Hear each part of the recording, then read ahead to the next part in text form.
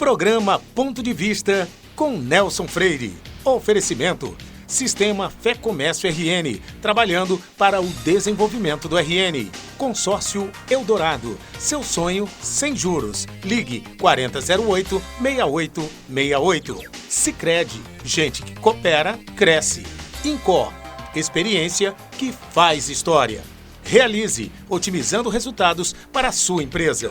Unimed Natal, 40 anos, cuidando de você. Esse é o plano.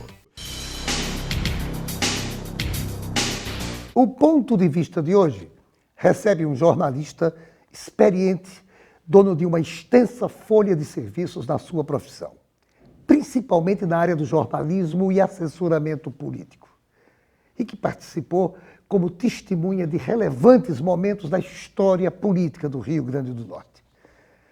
Além disso, ele foi protagonista de uma história que sensibilizou a todos os seus amigos alguns anos atrás, quando lutou e venceu um terrível inimigo, o câncer.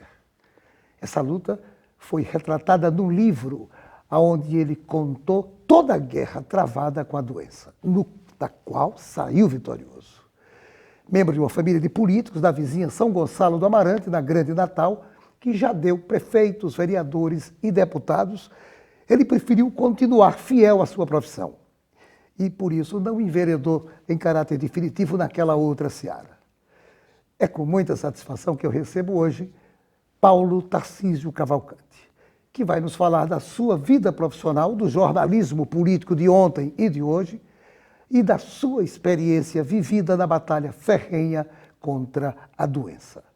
Mas antes eu quero mandar um abraço para José Narcélio, Jomar Câmara, Cabeta Mereciano e Eustáquio Lucena. Meu grande amigo Paulo Tarcísio Cavalcante, que conheço há tantas décadas e tenho por você um apreço muito grande, obrigado por você ter aceitado o convite de dar essa entrevista para a gente, conversar com a gente, bater esse papo, para me dar a oportunidade de ouvir alguns pontos de vista seus sobre muitas coisas, inclusive o jornalismo e a atividade política. Renovo os agradecimentos, Paulo. Nelson, eu é que tenho que agradecer. Fiquei muito lisonjeado com o seu convite.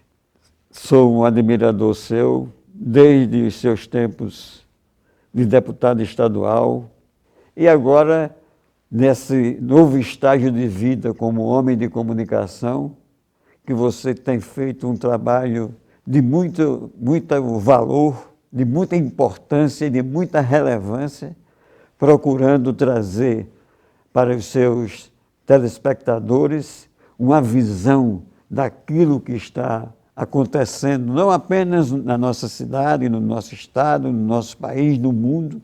Eu agradeço essas palavras que você falou sobre mim. Eu queria fazer uma pergunta, Paulo. Começar.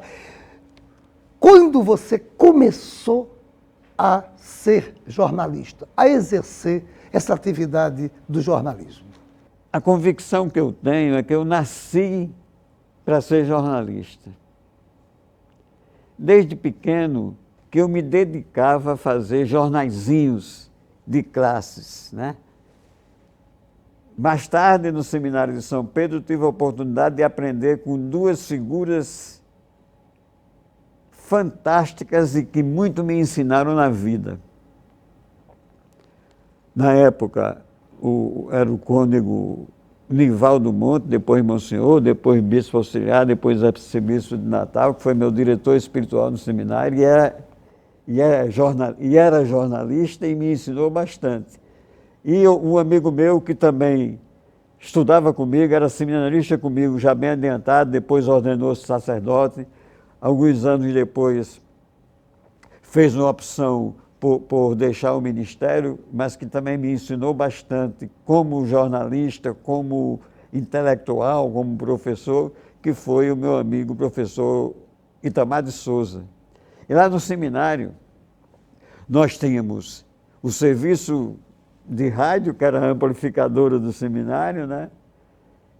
Onde foi o primeiro microfone que eu acho que eu vi na minha vida e onde eu procurei aprender as primeiras lições da comunicação radiofônica. E os jornais do seminário, internos do seminário. No seminário nós éramos divididos em 3 divisões em função da idade e da cabeça de cada aluno, né? Tínhamos a divisão dos menores, que éramos quase crianças. Eu, por exemplo, entrei no seminário com 12, 13 anos de idade.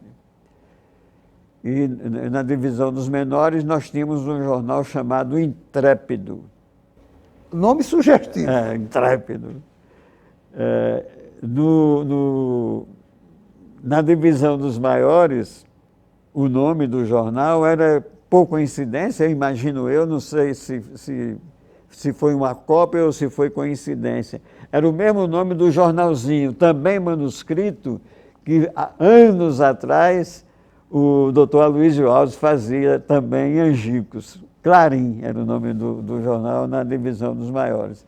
E depois foi criada, algum tempo depois que eu entrei, a divisão dos médios, que era o pessoal de mais meia idade, e maiores já eram aqueles que se preparavam para ir para o seminário maior, cujo nome era o Arauto.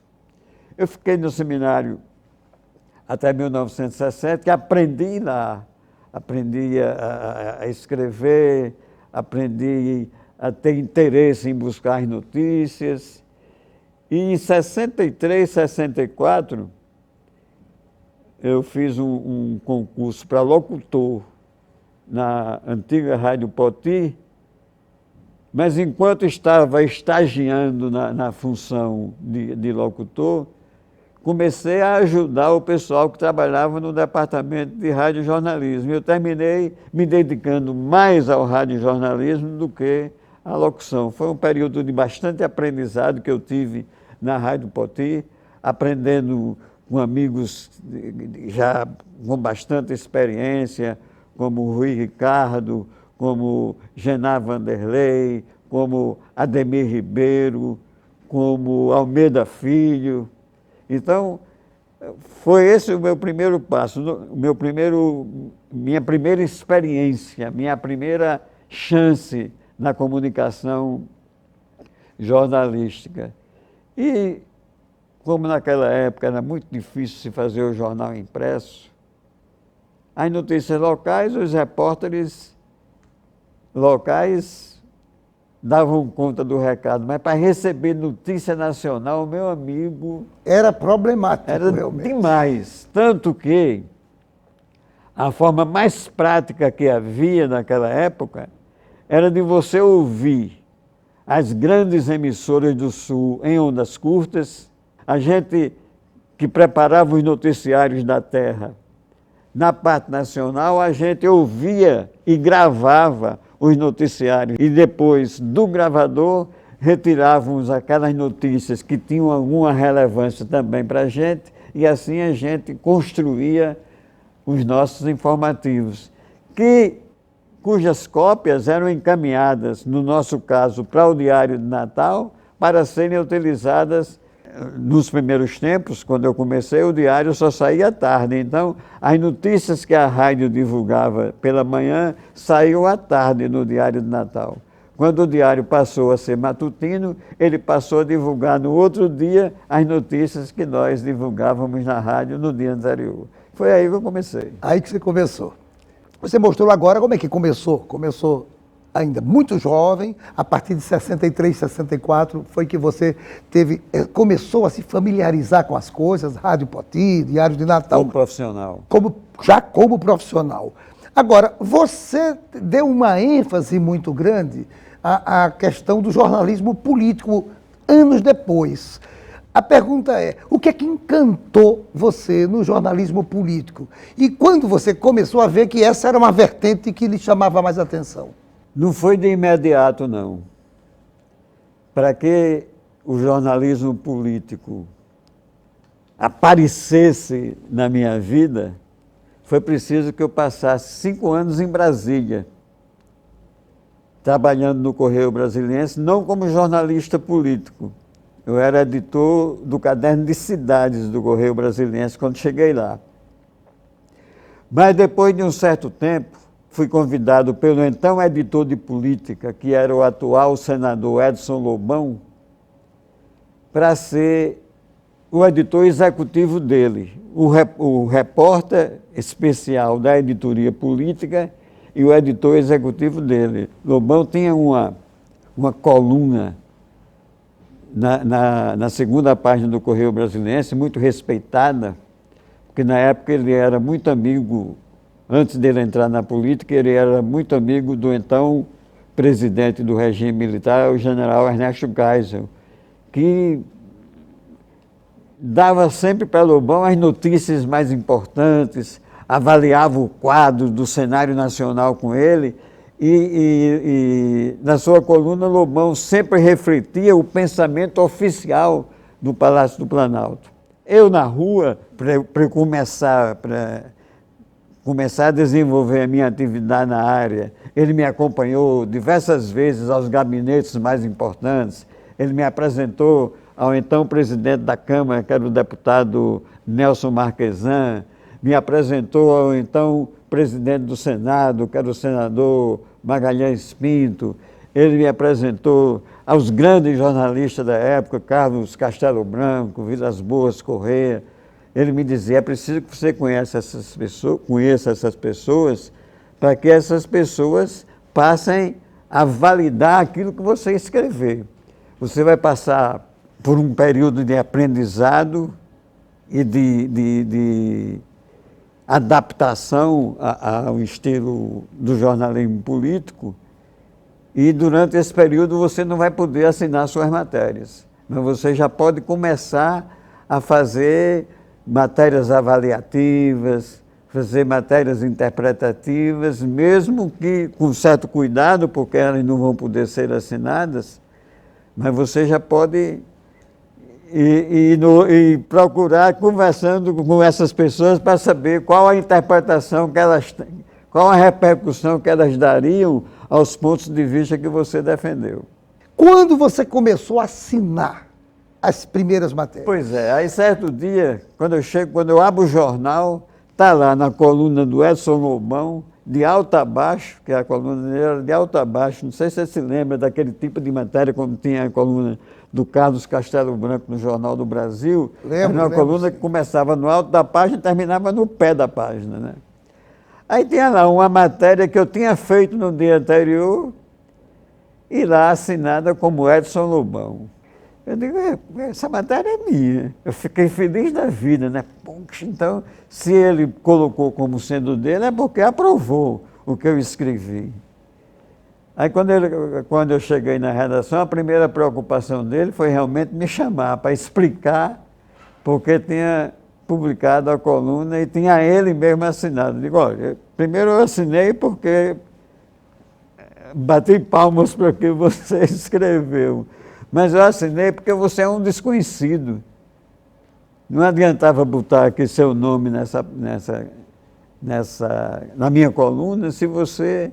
Ninguém sabe, nem se você existe. E, na verdade, era uma verdade, a não ser aquelas pessoas a quem ele havia me apresentado, mas ninguém me conhecia realmente. A partir daí... Mas aí ele diz, mas a partir de agora eu vou colocar as suas matérias assinando você como redator substituto. Ele assinava... Que ano foi isso, Paulo? Isso foi em 76, 77, por aí. Então a sua entrada no mundo do jornalismo político se deu em 1977. Em 77, no Correio Brasiliense, como redator substituto da coluna do atual senador Edson Lobão. Mas aí, nessa época, eu mantinha a minha... Como os diários, eu trabalhava no Correio Brasiliense, Diários Associados, eu procurava manter uma boa relação com os meus colegas aqui do Diário de Natal. Certa vez fui procurado por um amigo nosso aqui do Rio Grande do Norte, pedindo, por que você não escreve daqui sobre um momento político, esse momento de renovação, de escolha de candidatos e tal. Então eu comecei a fazer avaliações políticas do Rio Grande do Norte em Brasília. E mandava aqui para o Diário de Natal, o que não era fácil. Então vamos deixar para falar sobre isso no segundo bloco? Vamos. A gente termina e volta já. Não saia daí, a gente volta em instantes para o segundo bloco. Programa Ponto de Vista com Nelson Freire. fazemos juntos, primeiro por instinto e depois, quem sabe, por amizade, por carinho e também por tradição, por amor, por você e por cada um de nós. Fazer juntos, porque gente que coopera, cresce.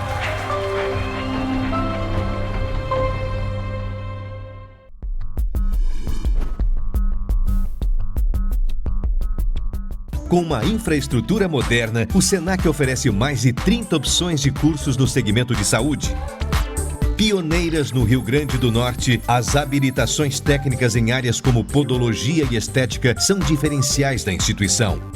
Também se destacam cursos de enfermagem, saúde bucal e o novo técnico em óptica, além de qualificações como massagista, cuidador de idoso, primeiros socorros e agente de combate às endemias. Os laboratórios do Senac contam com equipamentos de última geração e estão estruturados de maneira que o aluno possa vivenciar situações reais no ambiente de trabalho. Multiplique suas chances. O Senac tem as ferramentas que você precisa para transformar o que você gosta de fazer em uma atividade de sucesso.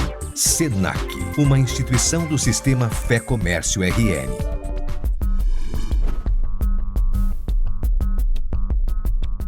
Seu papel é estudar. O nosso é tornar possível seus estudos. Seu papel é dirigir com responsabilidade. O nosso é tornar possível o seu carro. Seu papel é decidir viver junto para sempre. O nosso é tornar possível o futuro de vocês dois. Seu papel é amar seus filhos. O nosso é tornar possível o lar da sua família. Consórcio Eldorado. Há 30 anos, o nosso papel é tornar possível. Programa Ponto de Vista com Nelson Freire. O INCOR Natal é especialista em clínica e procedimentos de alta complexidade ligados ao coração. Além da melhor equipe de cardiologia, ainda oferece serviços de geriatria, endocrinologia, neuropediatria, dermatologia, além de outras especialidades, tanto na unidade da Miguel Castro como na unidade hospitalar da Promater. E a Unimed Natal completa 40 anos de existência nesse período de muitas conquistas. A maior delas, que é cuidar e fazer parte da vida de mais de 132 mil beneficiários. Quem tem Unimed Natal conta com mais de 1.400 médicos cooperados, além de uma ampla rede de hospitais credenciados, laboratórios e clínicas, bem como uma estrutura complexa de serviços próprios. Seja você também um cliente Unimed. E voltamos à nossa entrevista com o jornalista Paulo Tarcísio Cavalcante. No final do primeiro bloco, você estava exatamente falando quando você começou a escrever jornalismo político. E mais do que isso, você passou também a levar para Brasília as notícias do Estado. E deve ter demorado um bom tempo. Agora, a pergunta que não quer me calar. Quando você veio em caráter definitivo para o Rio Grande do Norte para fazer esse mesmo jornalismo político? Bom, eu passei 5 anos em Brasília e no final de 78 vim para o Diário do Natal, onde fui muito bem acolhido pelo diretor Luiz Maria Alves e pelos 2 amigos que eram chefes da redação. Um já falecido, João Neto, e o outro, professor Vicente Cerejo, que me deram ampla cobertura e amplo espaço para que eu pudesse desenvolver a minha atividade como jornalista político no Diário do Natal. Hoje em dia, a gente está vendo a falência dos jornais e a internet. Qual a influência da internet hoje no jornalismo, tanto político como o jornalismo normal? Bom, a internet veio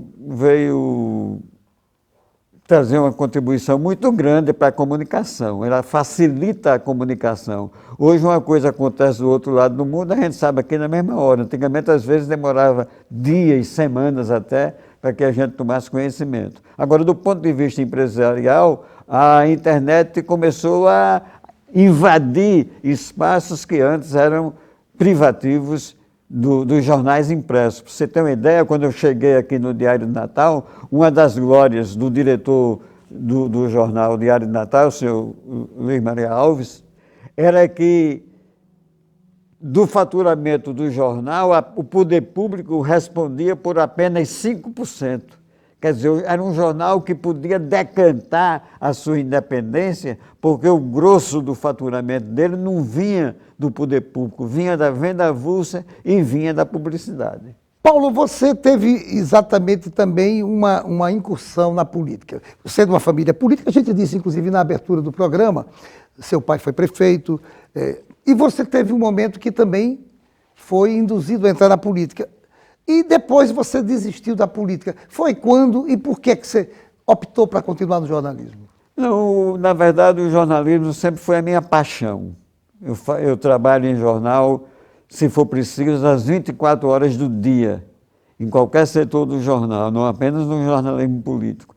Uma das glórias, vamos dizer assim, glórias entre aspas, né? Mas uma das coisas que me realizou como jornalista foi fazer um jornal voltado para a expectativa de quem lê, né?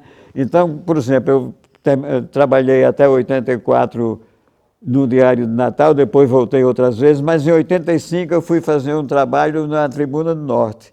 E uma das coisas que eu ainda hoje guardo como um reconhecimento ao trabalho, não a mim, mas ao trabalho que eu fazia junto com os colegas, foi uma expressão usada pelo amigo Agnello Alves Filho.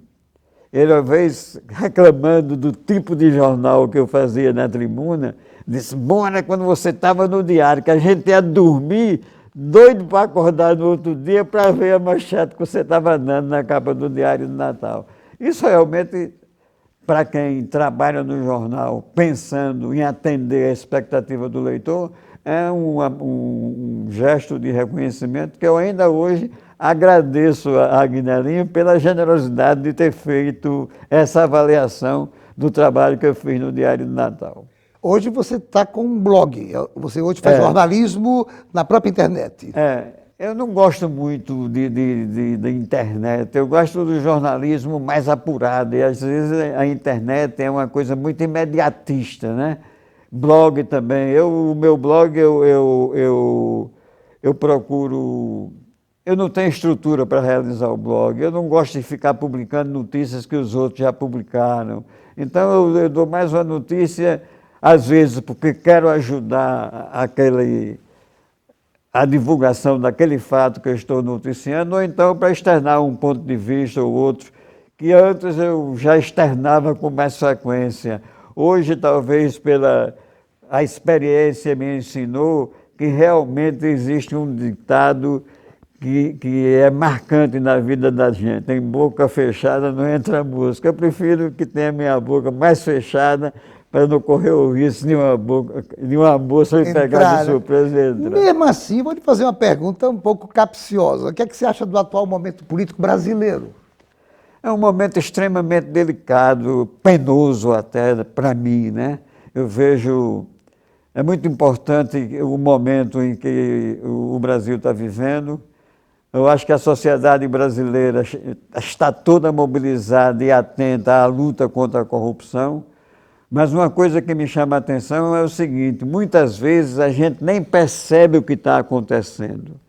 A verdade não é essa que está sendo mostrada. E um fato recente e marcante que comprova essa minha avaliação foi aquela denúncia que o ex-procurador-geral da República fez, doutor Rodrigo Janot, denunciando e pedindo a prisão preventiva do senador Renan Calheiros, do senador Romero Jucá e do ex-senador e ex-presidente José Sarney por corrupção, lavagem de dinheiro, não sei o quê. Depois ele mesmo assinou dizendo que a denúncia que ele fez estava sendo alicerçada em afirmações inverídicas feitas por um delator. Quer dizer, somente Sarney, somente Renan, somente Romero Jucá foram vítimas de uma denúncia infundada, ou muitos outros também denunciados não estão ainda hoje pagando por uma delação muitas vezes baseada na mentira, na falsidade e como um gesto desesperado até de quem delata para tentar escapar. Muito bem. Paulo, uma outra coisa, falar um pouco agora já está pertinho de terminar o programa, mas eu tenho que lhe fazer essa pergunta. Como é que foi você, de repente, se deparou com a doença, câncer, e você travou com ele uma luta imensa. O que é que alimentou? Como é que foi esse impacto inicial e o que é que lhe alimentou a sua esperança de vencer essa guerra? Eu recebi a notícia com muita naturalidade e certo que ia morrer, porque eu já tinha escapado de 2 acidentes automobilísticos, dois desastres, 2 capotadas. Aquela história, o terceiro, e Deus me salvou nas 2 oportunidades. Aí, quando o câncer chegou, eu digo, chegou a minha vez. Mas eu pedi a Deus o seguinte, que se eu tivesse que morrer, se tivesse chegado a minha hora, porque eu aprendi na doença que doença nem idade não mata. O que mata é a hora. Da hora que quem sabe é Deus, ninguém escapa. Você escreveu um livro. Com o livro que você escreveu, você ajudou muitas pessoas?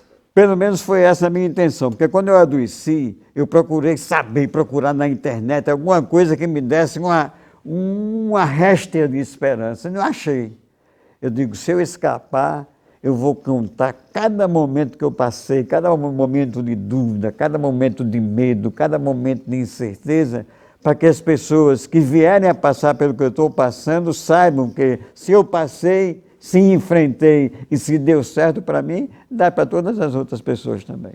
Você ainda pretende escrever, ou reeditar esse livro, ou escrever outros livros? Não sei, às vezes eu penso assim, talvez quando completar 20 anos no próximo ano, eu penso em escrever algo tipo 20 anos depois do câncer. Eu acho que é uma ótima ideia. E você, da mesma forma que ajudou ao fazer o primeiro livro, você vai continuar ajudando um bocado de gente, porque, lamentavelmente, essa doença é muito cruel e é muito comum. Meu amigo, são momentos mais difíceis que você passa. Você vê, primeiro você está todo dia pensando que vai morrer no momento seguinte, pelo impacto que a doença traz. Você vê, hoje eu estou muito mais próximo de morrer do que estava há 20 anos.